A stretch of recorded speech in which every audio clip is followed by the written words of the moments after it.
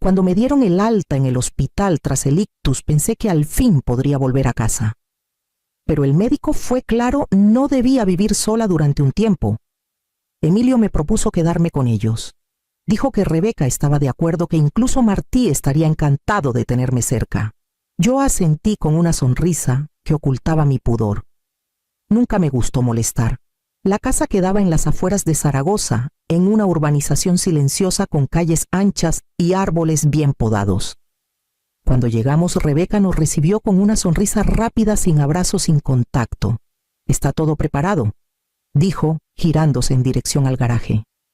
Emilio me ayudó con la maleta mientras yo intentaba no mostrar mi desconcierto. Creí que me instalarían en el cuarto de invitados. Pero al abrir aquella puerta metálica, entendí que ya habían decidido por mí. Había una cama plegable en un rincón con una manta gris encima. Una mesilla improvisada, con una caja de cartón, sostenía una linterna colgada con cinta adhesiva. No había ventanas, solo una rendija alta, por donde se colaban el polvo y el olor a pintura vieja. «Es solo por unos días, mamá, hasta que terminemos de reorganizar el cuarto de arriba», dijo Emilio con un tono cansado, como si la conversación ya le pesara. Rebeca no dijo nada más. Dejó un cojín sobre el catre y se marchó.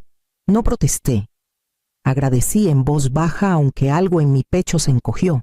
Me acomodé como pude, fingiendo que aquello era temporal, como ellos decían. La noche cayó temprano y el garaje se volvió un hueco frío y sordo. Me acurruqué bajo la manta, escuchando los pasos arriba, el murmullo amortiguado de la televisión, la risa suave de Martí. Fue cerca de la medianoche cuando oí voces por la rejilla de ventilación. La voz de Rebeca, baja, cortante. «Si no aguanta el frío, nos evitamos el papeleo de herencias».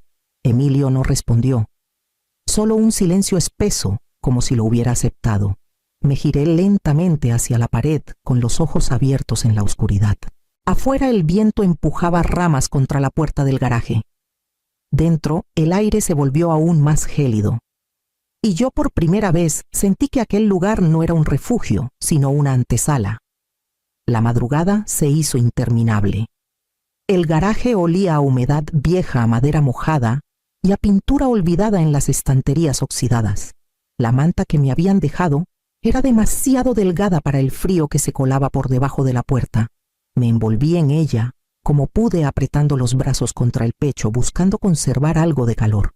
La linterna, colgada de una cuerda improvisada, emitía un cono de luz temblorosa que, más que acompañar, recortaba sombras en las paredes. Entre cajas de herramientas, una bicicleta sin cadena y un horno eléctrico cubierto con una sábana, intenté dormir.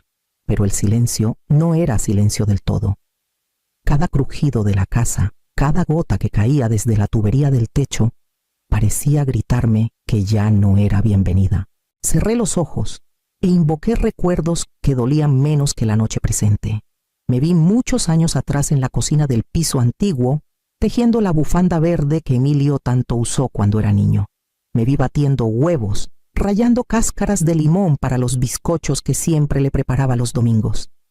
Recordé su sonrisa al llegar del colegio, sus abrazos. Y ahora, ¿qué quedaba de aquel hijo? ¿Dónde se había ido el Emilio que me miraba con ternura? La linterna se apagó a mitad de la noche. Me quedé a oscuras, abrazada a la manta, con los pies fríos y el alma más fría aún. Cuando por fin amaneció, el silencio en la casa se sentía denso, como si aún no se hubieran despertado o fingieran no oírme. Cerca del mediodía se abrió la puerta del garaje. Rebeca no me miró. Colocó en el suelo un cuenco con sopa tibia demasiado espesa, sin cuchara, y lo empujó con la punta del zapato hacia donde yo estaba sentada. No dijo ni una palabra. Cerró la puerta sin esperar respuesta. Tomé el cuenco con manos temblorosas y lo dejé en el suelo sin probarlo. Había algo más indigesto que la sopa fría, ese silencio calculado. Y fue justo entonces, mientras observaba la luz filtrarse apenas por la rendija superior, cuando oí pasos en el piso de arriba y palabras que no estaban destinadas a mis oídos. El segundo día amaneció igual de gris que el primero.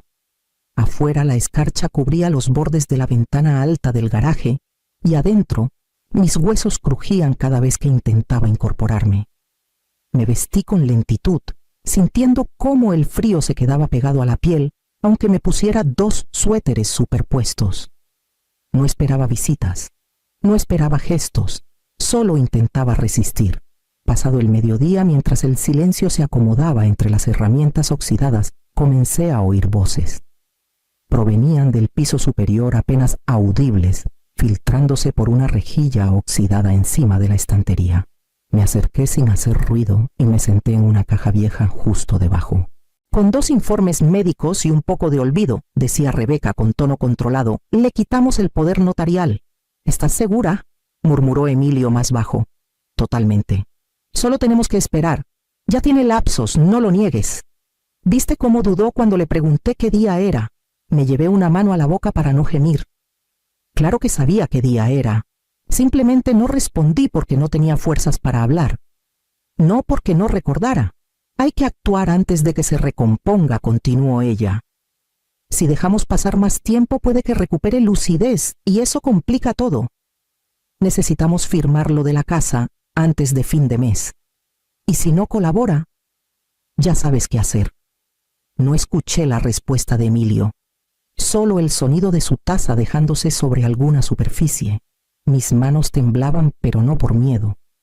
Era una mezcla de rabia y decepción tan antigua que parecía venir de generaciones atrás. Me aparté de la rejilla y volví a sentarme en el catre mirando fijamente las vigas del techo. Recordé los expedientes que había revisado durante años en el juzgado, los casos de abuso a mayores que tanto me indignaban. Siempre pensé que ese tipo de cosas le pasaban a otros, a los olvidados, a los que no tenían voz. Me envolví en la manta con más fuerza tragándome las lágrimas. No podía permitir que me vieran débil, porque en ese instante, por primera vez en 2 días, supe que no podía quedarme esperando. Tenía que actuar y pronto.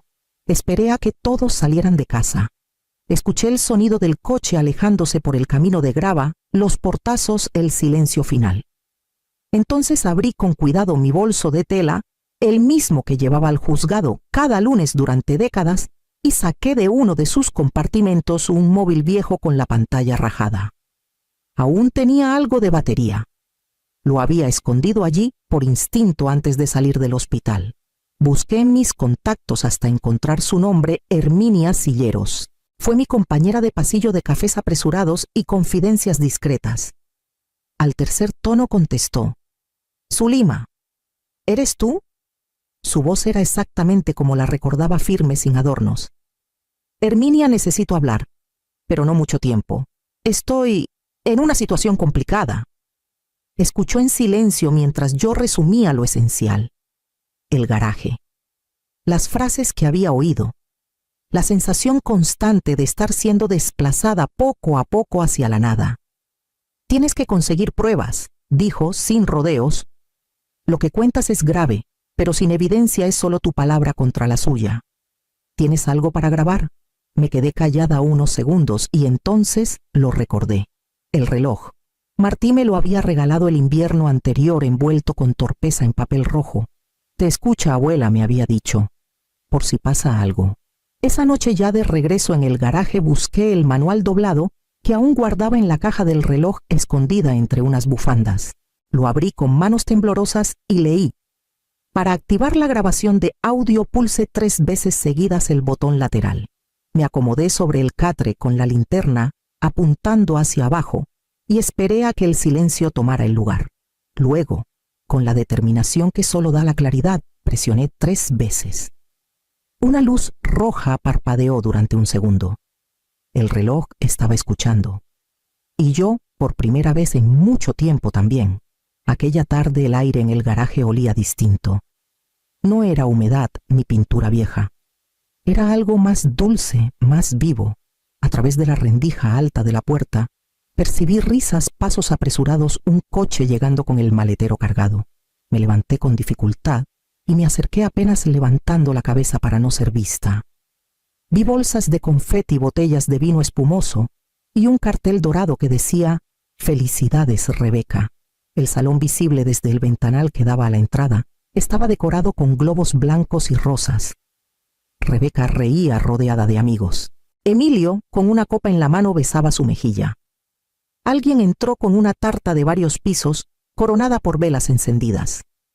La música comenzó a sonar poco después. Me quedé de pie durante varios minutos observando la escena desde la sombra, sintiéndome como una intrusa en una vida que antes también era mía. Nadie mencionó mi nombre. Nadie preguntó si quería un trozo de pastel. Nadie se asomó al garaje. Me senté en el catre con cuidado, el cuerpo encogido, como si intentar ocupar menos espacio me hiciera menos real. Apreté la manta contra el pecho. El eco de las carcajadas se filtraba como agujas por la pared. Había vivido lo suficiente para saber cuándo una ausencia era deliberada. No era olvido, era una decisión. Cuando la fiesta alcanzó su punto más alto, comencé a toser. Al principio fue leve, seca, pero pronto se volvió más fuerte, más profunda. Sentí el sabor metálico en la boca. Me llevé el dorso de la mano a los labios y vi las manchas rojas en la tela del pijama. Me limpié con la manga sin hacer ruido y escondí la prenda bajo el colchón. No pedí ayuda. No toqué la puerta. Afuera el mundo celebraba a una mujer. Dentro otra se deshacía en silencio. Pero mientras el reloj seguía grabando cada palabra, cada risa ajena, cada fragmento de desprecio, yo tejía mentalmente los hilos de algo que aún no comprendía del todo, pero que pronto tomaría forma. El reloj no mentía. No tenía emociones, no tomaba bandos, solo escuchaba. Grababa. Y esa noche grabó una frase que me hizo perder el poco aliento que me quedaba. El garaje es ideal para que se muera sin molestar. La voz de Rebeca, tan casual, tan cómoda entre sorbos de vino. Ni una pizca de culpa. Esperé a que todos durmieran. Activé el modo discreto del reloj y marqué el número de Herminia con 3 toques como me había enseñado Martí. Me temblaban los dedos. No por el miedo, sino por la rabia. La rabia contenida que ya no podía disimularse más entre las paredes húmedas de aquel encierro disfrazado de refugio. ¿Lo tienes grabado?, preguntó Herminia sin preámbulos. Sí. ¿Y no es la única perla que ha soltado?, respondí con voz ronca pero firme. Le mandé los fragmentos por la aplicación segura que ella había instalado en mi teléfono antes de que me internaran. En cuestión de minutos, su mensaje llegó. Esto cambia todo. Déjame mover algunas piezas. No entendí de inmediato a qué se refería, pero el nombre que apareció en la siguiente llamada me lo explicó todo, juez Villagrasa. Hacía más de 20 años que no escuchaba su voz, pero su tono no había cambiado. Era directo, meticuloso y sobre todo justo.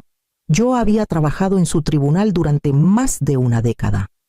Él no me debía favores, pero sí respetaba la ley por encima de cualquier relación. Herminia le puso al tanto. Villagrasa escuchó los audios. Silencio. Luego solo dijo: «Esto no se queda así. Le garantizo que su voz será escuchada, señora Zulima». Colgué con las manos aún temblorosas, pero esta vez, por algo distinto, por primera vez desde que llegué al garaje, sentí que el mundo allá afuera no estaba completamente cerrado para mí, que mi historia podía tener otro rumbo. Esa noche dormí sin manta, no por falta de frío, sino porque algo dentro de mí comenzaba a calentarse. Me desperté antes del primer canto de los mirlos. El garaje aún estaba sumido en sombras, pero yo ya no temía a la oscuridad. Me senté en el catre y me vestí con calma, sintiendo cada prenda como una declaración. Me puse el abrigo de Joaquín. Aún olía muy levemente a su loción. Me miré en el pequeño espejo roto de la estantería. El rostro era el mismo, pero algo había cambiado en los ojos. Saqué la carpeta de debajo del colchón improvisado. La había armado con Herminia durante la última llamada, informes, grabaciones impresas, copias certificadas y la orden judicial que el juez Villagrasa había tramitado con urgencia. El sobre tenía un peso distinto, más simbólico que físico. Pesaba dignidad. Abrí la puerta del garaje despacio. La casa estaba en silencio, salvo por el tintinear de los cubiertos en la cocina. Los imaginaba desayunando con normalidad, como si no hubieran encerrado a una mujer en su propio duelo. Crucé el pasillo sin prisa. El suelo crujía bajo mis pasos, pero no me detuve. Cuando entré en la cocina, Rebeca dejó de remover su café. Emilio alzó la vista sorprendido. «Buenos días», dije con voz serena. Ambos se quedaron mudos. Extendí la mano y dejé el sobre la mesa entre el pan y la mermelada. «Esto entra en vigor desde hoy. No pueden acercarse ni gestionar nada que me pertenezca. La orden incluye la suspensión de cualquier trámite sobre la herencia de Joaquín. Y sí, la policía ya tiene copia». Rebeca abrió la boca, pero no salió palabra. Emilio me miró como si acabara de ver un fantasma. Yo respiré hondo. Después de tantos días durmiendo entre cajas y frío, aquel aire cálido me supo a justicia. Di media vuelta sin esperar respuesta. No era necesario. Ya no tenía que justificarme ante nadie. Cerré la puerta del garaje por última vez con la frente en alto y me encaminé hacia el vestíbulo. Allí me esperaba alguien que no esperaba volver a ver. El timbre sonó con una autoridad distinta. No era una visita cualquiera. Al abrir la puerta, un agente judicial vestido con gabardina gris entró con paso firme y detrás de él Herminia. Su mirada era una mezcla de determinación y ternura. Me bastó con verla para no derrumbarme ahí mismo. Entramos juntas al comedor. Emilio y Rebeca seguían allí. Ella aún tenía la taza de café en la mano, pero al ver a la gente sus dedos temblaron. La cerámica se le resbaló y estalló en el suelo. El silencio que siguió fue más sonoro que el estruendo del impacto. «Señores Emilio Salvatierra y Rebeca Prats», dijo el agente desplegando los documentos con un gesto exacto. «Esta es una orden de alejamiento provisional válida por 72 horas, prorrogable tras audiencia. También se bloquean temporalmente las cuentas conjuntas donde figure la señora Zulima Argensola como titular o cotitular. La investigación fiscal y penal se abre hoy». Emilio intentó sonreír, mover las manos, como si todo se tratara de un malentendido. «Vamos a calmarnos. Esto puede hablarse, seguro que todo se ha confundido».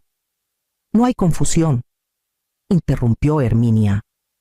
«Durante 2 semanas su madre durmió en un garaje, mientras ustedes planeaban despojarla de su herencia. Tenemos pruebas. Y un testigo directo, la propia víctima lúcida y valiente». Rebeca se levantó de golpe. Su voz sonó áspera. «Esto es una trampa. Es vieja y está enferma». El agente la miró con calma como quien ha oído demasiado. Sacó su libreta. «Ese comentario queda registrado. Señora, empiece a preparar una bolsa. Tienen 2 horas para abandonar la vivienda mientras se resuelve la situación cautelar». Yo permanecí de pie con las manos cruzadas frente al pecho. No hacía falta gritar ni explicar. Todo estaba dicho, todo estaba documentado, todo estaba grabado. Herminia me tomó del brazo con suavidad y me condujo al sofá del salón. Por primera vez en días me senté sobre un cojín cálido en un espacio donde ya no era invisible. En ese instante escuché pasos apresurados desde la entrada. Un rostro familiar asomó desde el pasillo, con los ojos humedecidos por la vergüenza. 3 días después, alguien llamó a mi puerta con un periódico doblado bajo el brazo. Era el conserje del edificio, un hombre que siempre saludaba con respeto, pero jamás se había detenido a hablarme. Esta vez sí lo hizo. Me entregó el periódico y dijo: «Hoy es un buen día para las que nunca se quejaron». En la portada a todo color aparecía mi nombre junto a una fotografía mía, tomada sin que me diera cuenta en el pasillo del juzgado. El titular decía: «Del garaje al estrado, la historia de Zulima Argensola conmueve a la ciudad». Leí el artículo despacio, deteniéndome cuando las lágrimas comenzaban a empañar las palabras. Hablaron de la denuncia de la orden judicial del proceso abierto. Pero lo que más me impactó fue el cierre. Zulima no solo se salvó a sí misma, abrió una puerta que muchas ya creían sellada para siempre. Esa misma tarde llegaron las primeras cartas. Luego, los correos electrónicos. Mujeres mayores, algunas en pueblos diminutos, otras en ciudades anónimas, me escribían para contarme sus historias. Todas distintas. Todas con la misma raíz: el abandono discreto, la indiferencia, el encierro. Pasé días leyendo. No podía responder a todas, pero sí podía hacer algo más. Recordé a Herminia a su temple. Pensé en Joaquín y su respeto por las causas justas. Y entonces nació Justicia en Silencio. Alquilé un pequeño despacho en la calle Madrazo. Usé parte de mis ahorros y la pensión de viudedad. No necesitábamos lujo, solo una mesa, 2 sillas y ganas de escuchar. Ángela llegó el segundo mes. Era joven menuda, con gafas gruesas y una voz suave pero firme. Había leído el artículo y quiso ayudar. Lo dejó todo para sumarse a la causa. Entre las dos empezamos a diseñar talleres, asesorías, encuentros. Algunas mujeres venían solo a tomar té y hablar. Otras traían carpetas llenas de documentos listas para luchar. Cada vez que abríamos la puerta del local, sentía que entraba algo más, que aire fresco entraba el derecho a existir, a hablar, a ser vista. Y justo cuando creía que había encontrado mi sitio, recibí una carta sin remitente. Ahora vivo en un piso pequeño, modesto, en el centro de Zaragoza.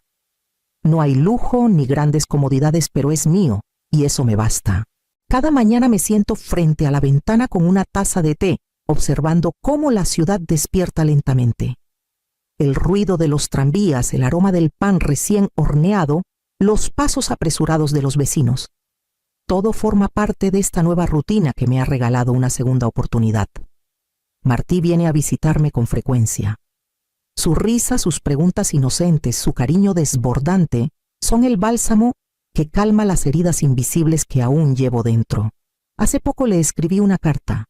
No fue fácil encontrar las palabras, pero sentí que debía hacerlo. Le dije que él no tenía culpa de nada, que podía preguntar lo que quisiera cuando estuviera listo y que yo le contaría siempre la verdad, sin mentiras ni silencios.